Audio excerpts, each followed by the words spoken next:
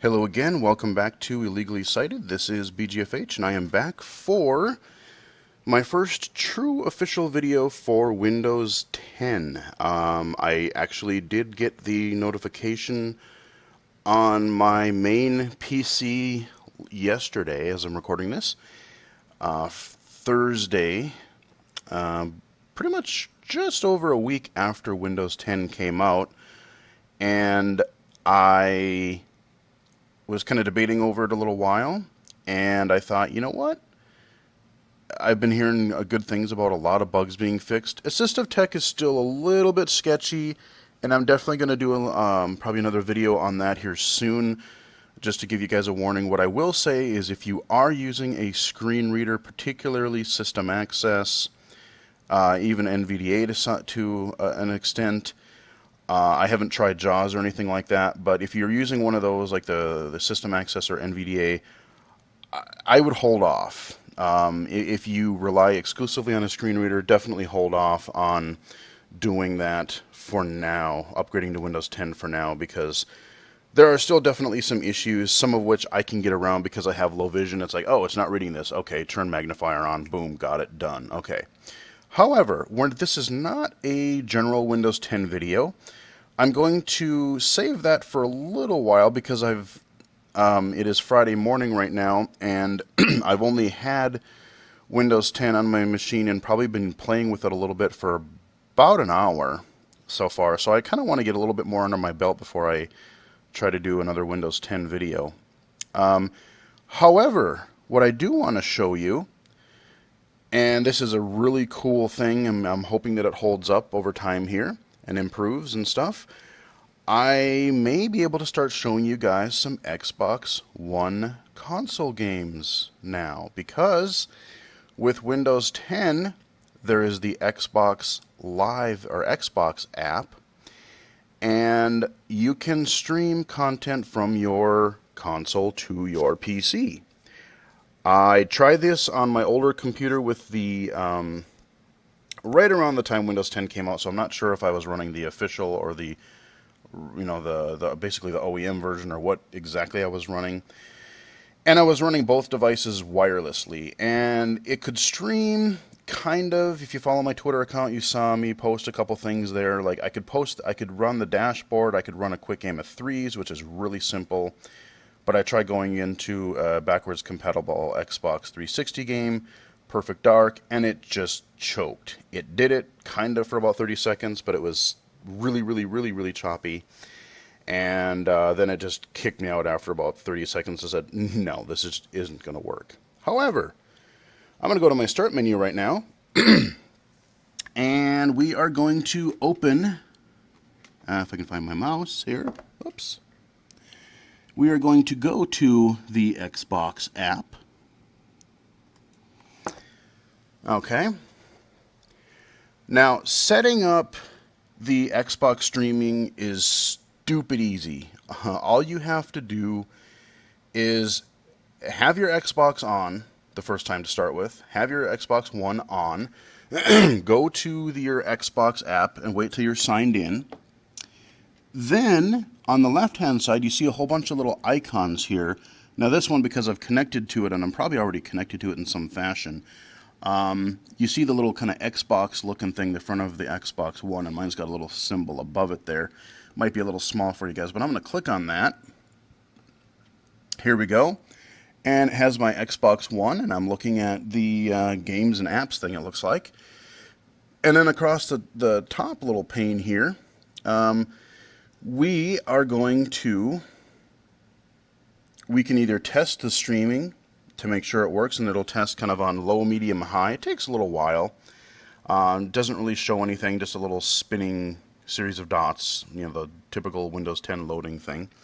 I tested it. All mine checked out really nicely. I will mention that now that I am running it on my primary PC, I have both my desktop computer here and my wireless, or not wireless, and both my PC and my Xbox One are hardwired to my router now. And when I tried streaming this for about 5 minutes earlier, but right before recording this, It was butter. It was buttery smooth. I was actually really impressed how quickly it connected and how well it worked. So I'm just going to say stream. Here we go. We're going to get a full boom. Now we're looking at my Xbox One dashboard. I should also mention that you do have to have a Xbox One controller connected to your PC at the moment. Otherwise it says, hey, you might want to connect one of those. Otherwise it's not going to work. So I can just cruise around and I can look at my dashboard. I really can't wait to see the upcoming, I'm in the preview program for the Xbox One as well, like I did for Windows 10. They just rolled that out not too long ago. So right now everything looks like Windows 8, and I'm not a particular fan. Like, I mean, I get what they're going for, but it's a cluttered mess, and I'm not a fan of it. Navigating this with a controller is just not really great. So you see the white outline around the big tile there on the left with all my games so far. And so as part of this preview program, like I said, there's been some backward compatibility. I've gotten and you have to be in the backward compatibility to do the, or you have to be in the preview program to do the backward compatibility stuff until November of this year. I'm going to go into apps and games real quick. And so now here we've got our whole list of games. Now a lot of these are, it looks like I own a lot of games, but really I don't. A lot of these are from the Rare Replay game that just came out earlier this week on Tuesday. I haven't even really had a chance to play it yet. It has to do tons of installs, because the way Rare Replay works is it's really weird, where there's 30 games, it's like 30 games for $30, and there's a lot of good ones in there. The older games all run under that little Rare Replay, that big old R one there. But then you have, it goes from like old school, like computer stuff and NES stuff, all the way up to a few of Rare's Xbox 360 games. Well, the 360 games, the way they do those is they break those out separately into its own,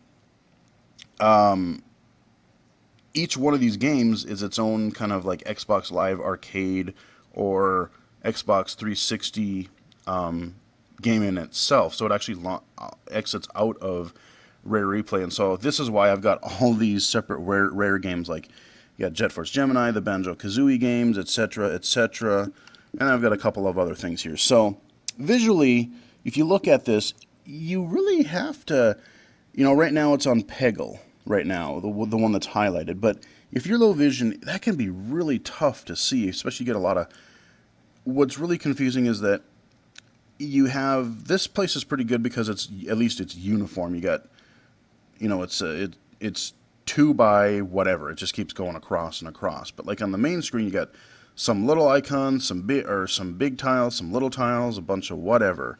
And sometimes it can be, if there's a lot of white around the tiles, like this Peggle one here, it might be a little bit hard to see the little outline of what is highlighted if you're low vision. So that can definitely be an issue. But I'm going to go to the one below, and I'm going to just show you a little bit of game streaming.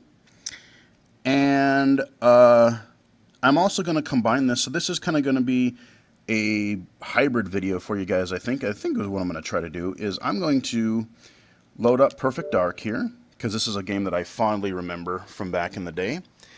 And it's going to be just an intro to Xbox One streaming, and it's also going to be kind of a low vision spotlight for Perfect Dark.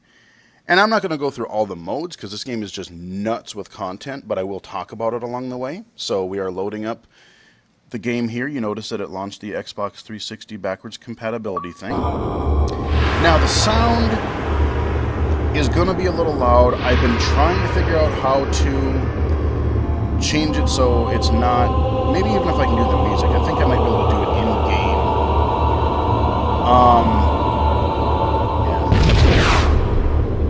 Yeah. Perfect Dark.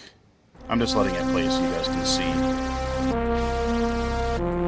Now keep in mind, this game was on the N64 when it originally came out. a big hurry. If Dr. Carlo is not extracted tonight, Datadyne will put him through mind conditioning. We'll lose our best chance of finding out what Datadyne are up to. Are they all expendable? Don't joke. You have to be careful, Joanna. Code keys will only operate while the owner is alive. If you kill them, the key is useless. Armed guards are a different matter, of course. What's the target location? Work your way down the building to the ground level. Dr. Carlo will be in a research lab somewhere in the underground facility. How will I recognize them? We don't have an image record, and we can't find any official files. All we have is the name. Good luck, Dr. Dark. So that is the first cutscene that starts the first level. So actually when I go into the level, I will be able to... Alright, so I will be able to skip that. So skip this, and I'm going to see if I can turn down the music. I think I can. Yeah, I don't care. So let's see if I remember this. Let's see. Let's go... Help and options... Let's go down to settings, I think we probably want to do. And audio. Sure, okay. Sound, music. Yeah, let's,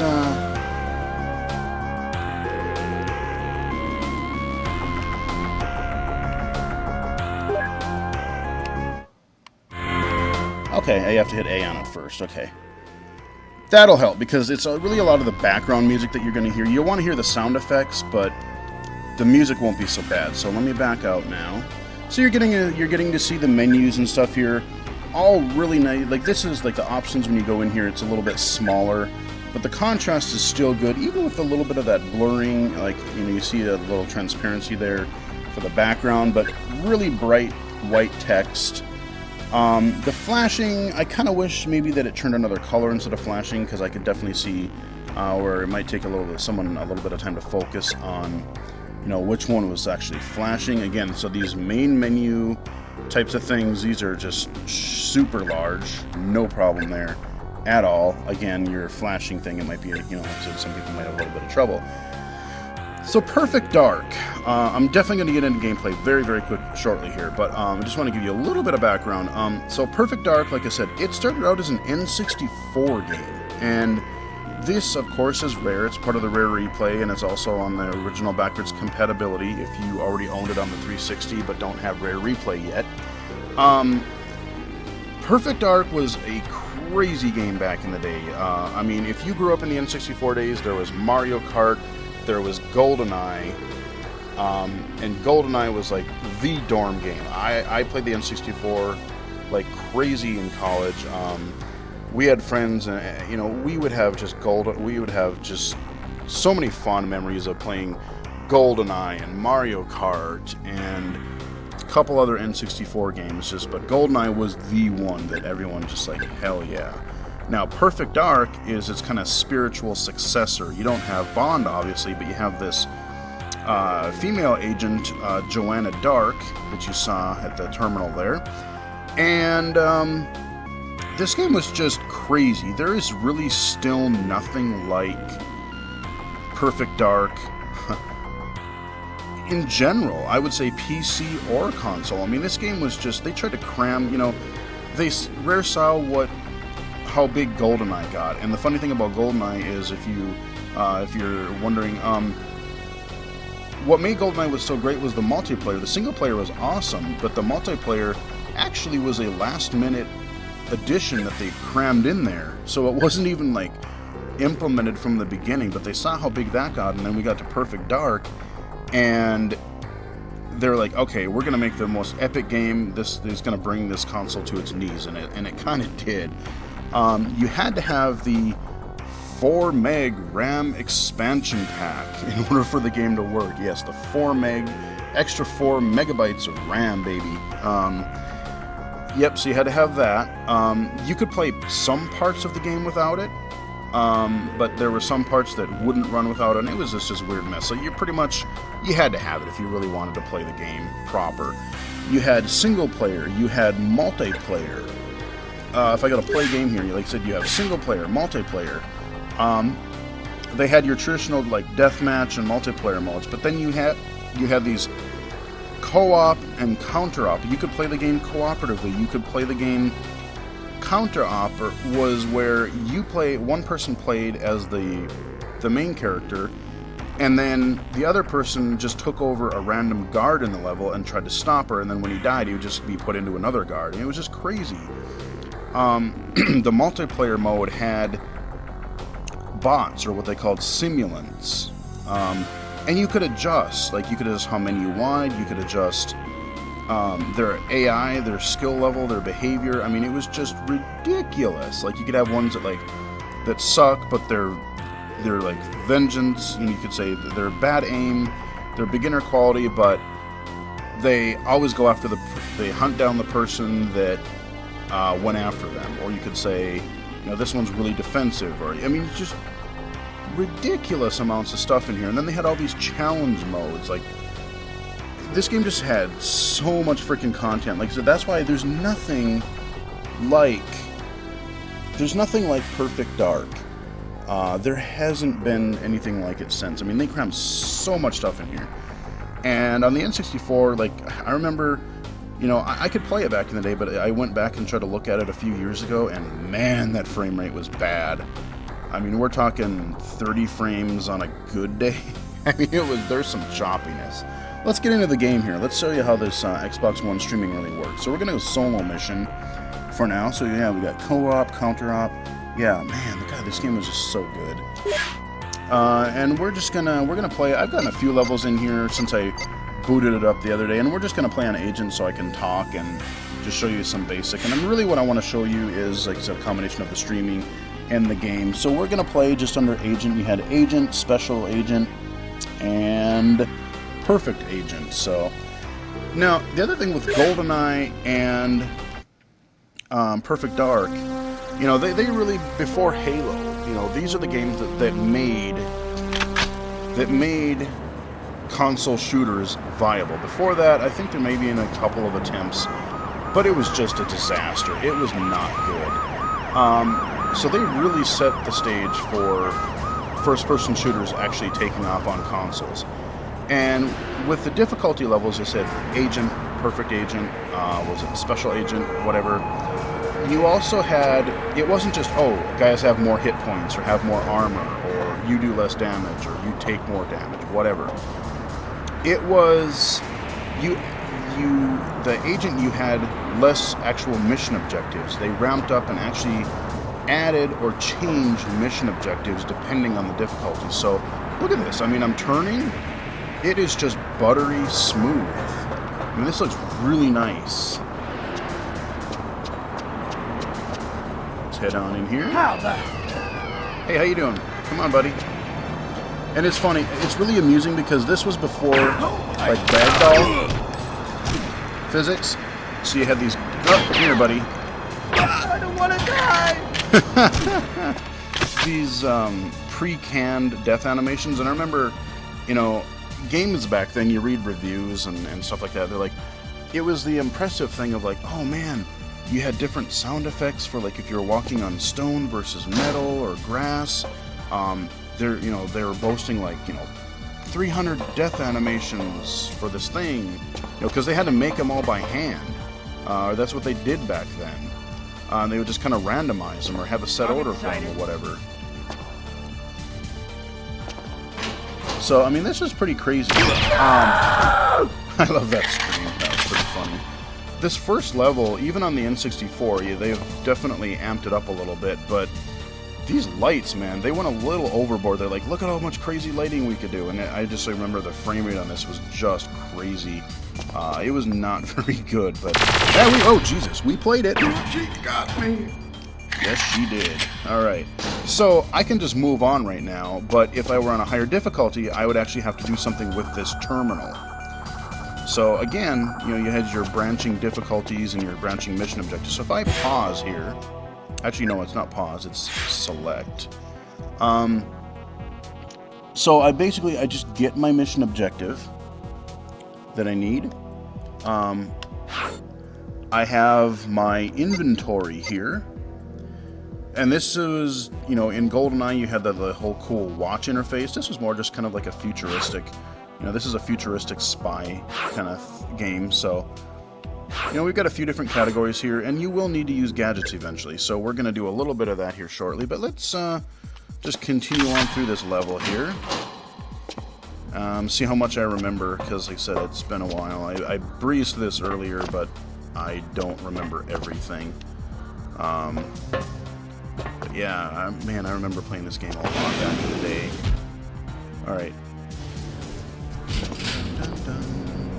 Okay, somebody's taking the elevator. Alright, well, we're gonna... Hey, buddy. How you doing? You didn't even notice me. Alright, we're gonna go in here. We're gonna go downstairs. And... Hey, buddy. Put your hands up!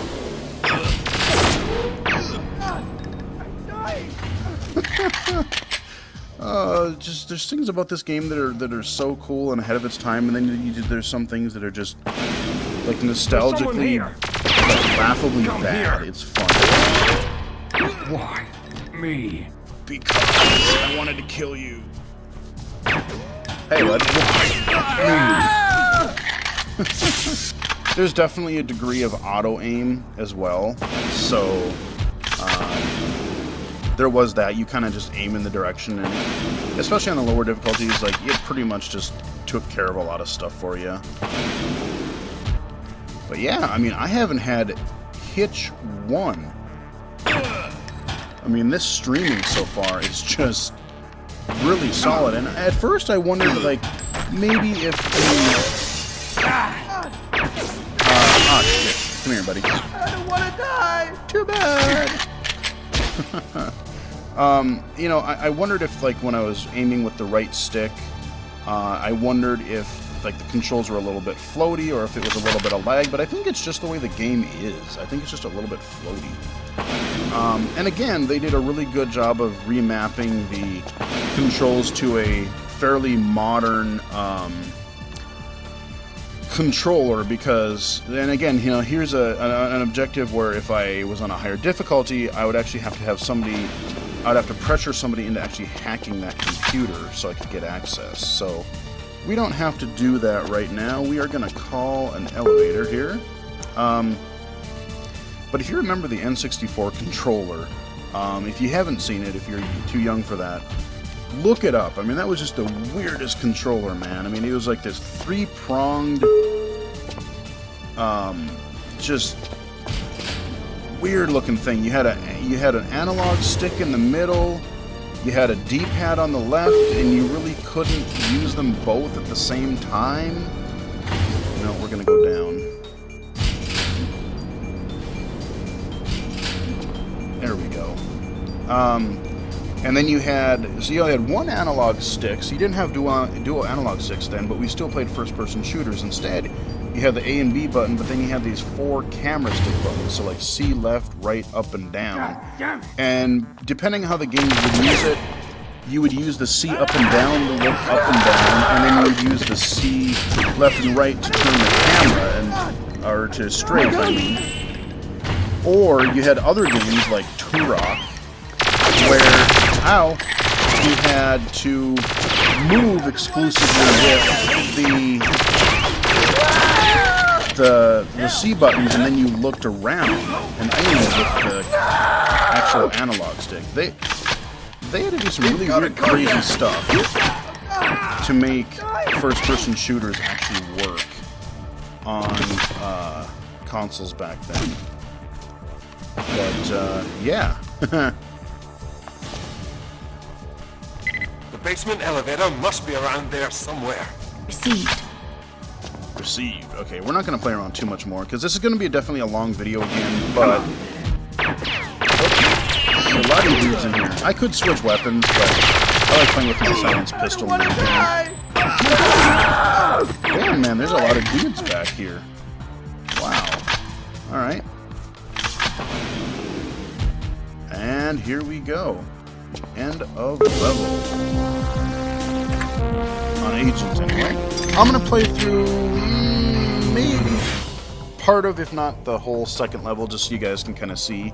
So you get your statistics. You know, they kept track of like your accuracy and all kinds of stuff here. But yeah, let's just keep on going.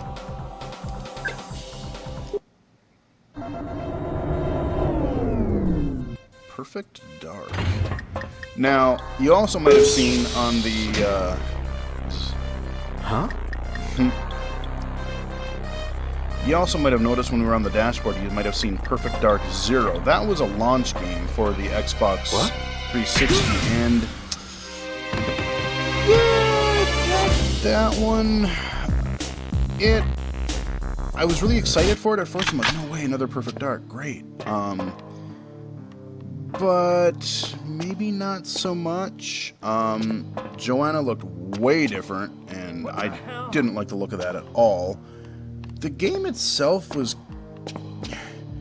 it had a few interesting things going for it, but it was kind of bad. No more silenced pistol for me.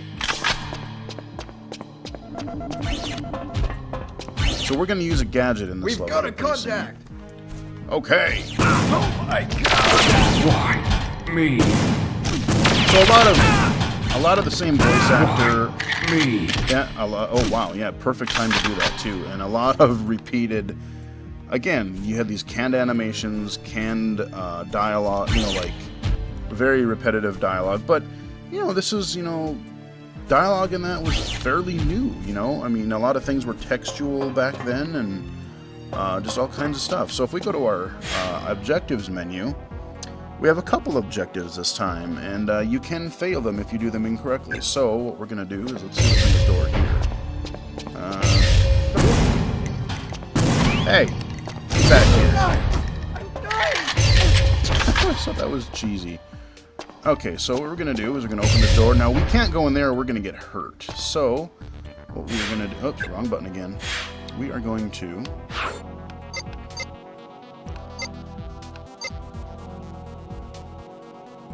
come on. So you got all of our cool little gizmos here.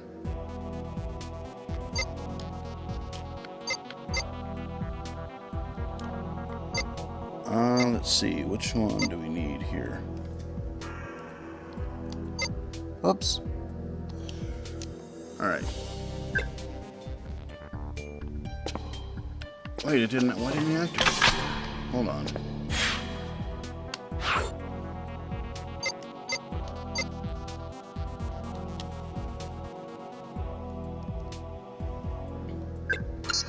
Here we go. Alright, so now we've got this cool, hey, then we can look at Joanna there. Here we go, how's it going? Wow, that's really touchy, really sensitive. You gotta be really light on that. And you will use this thing a few times throughout the game, but we're gonna go in here where it's safe. Come on. There we go. Mission complete. We're gonna walk back out to Joanna here, or we're gonna fly, because we can fly way up there. Alright, we'll grab that. And we are done. Oh. Let's bring up our gun again. Here we go. I'm still trying to remember the controls myself, the way they mapped them. So if I'm fumbling a little bit with that, it happens. He's just gonna kill us. Okay, we're just gonna keep moving. Oh my god. Got anybody over here? I don't think we need to go that way. I think we do if it's if we're on a higher difficulty, but we don't, so we're just gonna breeze through. Whoa! Take her down! Why? Me. Come here, buddy. Everybody! Gee, that hurt! You think? It's a bullet, buddy. It's supposed to. Alright. Let's see, do we go this way or the other way? Yeah, this way. Pretty sure.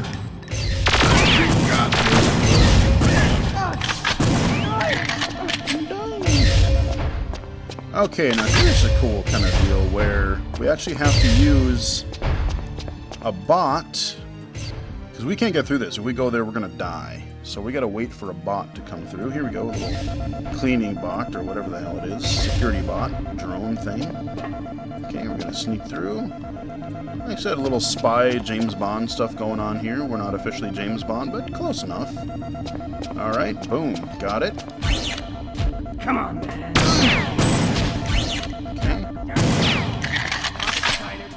Okay, we got a couple more dudes in here.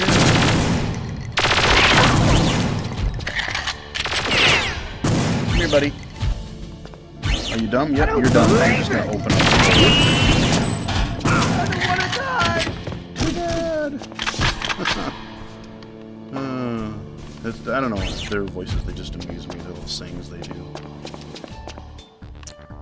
Alrighty. That's the highest security sector. Dr. Carl has got to be nearby. Affirmative. Oh, I do. Ow! Dick. Yes. Yeah. Let's use a different gun here. Alright, so now we need to go to our gadgets again. And choose that thing.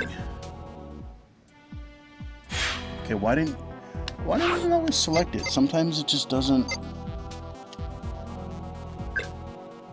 There we go.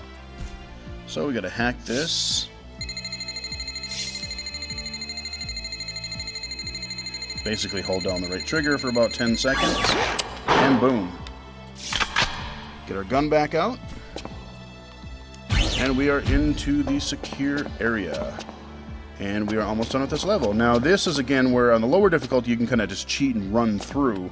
But on the higher difficulty you got to be much more careful at the very end of this level. So we're looking for Dr. Carol. The main mission objective here. Intruder, we've got a contact. And we're just gonna run. My gun. Huh? Here we go. We're gonna run past the turrets. You just get mauled by those turrets up there. So, and here we go. Here we found Dr. Carol. Are we gonna find Dr. Carol? maybe? Dr. Carroll, are you here? Well, is it safe to come out? Yes, all clear. Huh?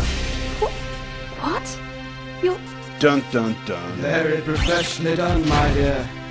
There's no time to waste. You must leave immediately. Come on. There you go. I The have vital floating information. computer Through with AI it. thing, Dr. Carol.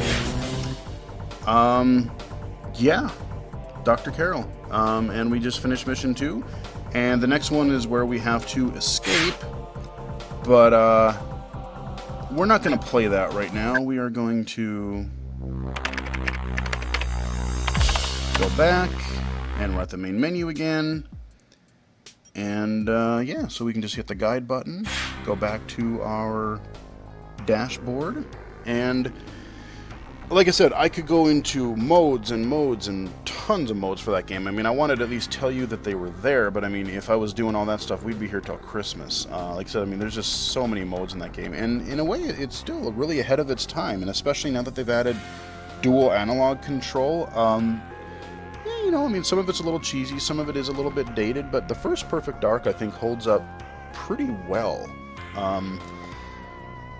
Far better than its sequel, I think, and that was on a newer system. So, yeah, they cleaned up a little bit of the textures and stuff, made the N64 version look a little bit better, but yeah, the first Perfect Dark holds up pretty well, and yeah, that is my first console low vision spotlight on the channel. Hooray for Xbox One streaming. I don't have to buy any separate capture devices, which I was actually considering doing at the time. But for now, this I think might work just fine. I mean, as you could see, I don't even think when I tried this on my other system, and it was over wireless, and it was just bad. I mean, it was non-stop choppy. I don't think I had a single hitch. Like, the audio didn't stutter, the control didn't lag. It was just, you know, anytime I made a mistake, it was me. yeah, really solid experience. I gotta say, I am pretty impressed. And now that I think about Rare Replay, I will have a video for you guys at some point in the future here if I can stream it, because on Rare Replay there was also a game called Conker's Bad Fur Day, also on the N64, really late in the console's lifespan. But good lord, that's a whole nother video, because that game, I'll just leave it for that, but I'm just kind of teasing that because Conker is... Now, I've heard things about the Rare Replay version that the controls may be a little more sluggish than you would like, and that maybe it doesn't play quite as well. Maybe they'll patch it and maybe improve things a little bit, but Conker was it's something else. At the time you had all these cutesy platformers, and Conker started out that way, and everyone just kind of revolted, and they're like, no, and so they showed it off on E3, and it was just craziness. So if you're unfamiliar with that, that is definitely something to look forward to, because that game has still a couple of funniest moments in video games I've ever seen. So, yeah, that's a look at Xbox One streaming. Now I'm going to hit escape once. Okay, so okay, how was my experience? Fantastic. I had no issues whatsoever. And every time that I've done this, it has asked me. I'm definitely going to rate it 5 stars, because it was buttery smooth goodness. So yeah, really, really well done there. But yeah, I mean, that's a little bit tease of how Xbox One, or demo of how Xbox streaming works. You have to be in the preview program right now for it to, or no, do you have to be in the preview program for that? I know you do for the backwards compatibility. Yeah, I think you might actually have to be in the preview program for the Xbox, for the backwards compatibility at the moment. But by later this year, around November for sure, you will have both the updated dashboard that is coming and this backwards compatibility, the full streaming stuff. But yeah, this Windows 10 Xbox One combination seems to be working out pretty well so far, and it's really, like I said, it's stupid easy to set up, because if you're on your own... I should also mention before I go, you cannot stream your Xbox, like let's say you had a laptop and you're like, oh, I'm going to be in a hotel for a business trip or whatever, and I'm going to leave my Xbox on at home, and then I'm going to stream it to my hotel room. Can't do that. Right now you have to be on the same network. So as long as you're at home, you're on your network, you go to your little icon on the left there, the little Xbox one, and if you have never connected before, it will just show up as Xbox One. You click it, wait a couple seconds, boom, you'll get to where you are on this little screen here. You click it, and then you can just test, or you can just go right to streaming, and within a few seconds, boom, you're there. So yeah, really slick. I like the way this works so far. Definitely look for more Windows 10 content. Hopefully look for some more Xbox One content, believe it or not. And yeah, we'll wrap it up here. Like and subscribe again if you can. I'm, like I said, getting a few more subscribers at a pretty steady rate. Every so often, I see a few more coming in. That's great. Follow me on Twitter at BGFH79. And yeah, hope you guys enjoyed it. And until next time, I will talk to you guys again later.